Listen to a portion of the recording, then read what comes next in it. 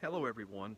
Some of you might remember a book I was working on around the same time as I was writing Silent Reckoning, Child of Midnight. In fact, I started Child of Midnight around a month before I started Silent Reckoning.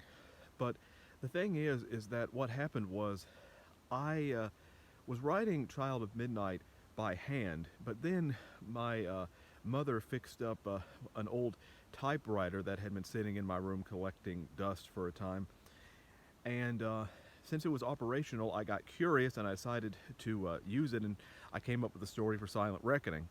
And I tried then to write Child of Midnight and Silent Reckoning at the same time, but I became so focused on Silent Reckoning that I eventually had to abandon the story.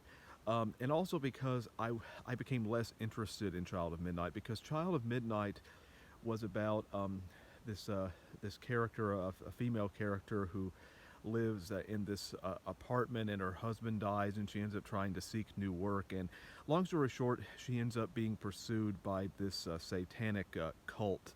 And I just became very bored with the concept, the concept of a cult, which interested me in the beginning. I lost interest in it.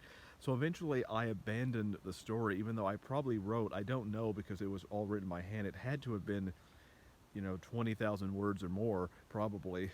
But, and I normally don't abandon stories. It's been a long time since I've done that, but since I was working on Silent Reckoning, I lost interest in The Child of Midnight. I probably will never go back to it. I mean, if it's possible I might get some inspiration and I may go back to it, but it's highly unlikely. So that's what happened to Child of Midnight.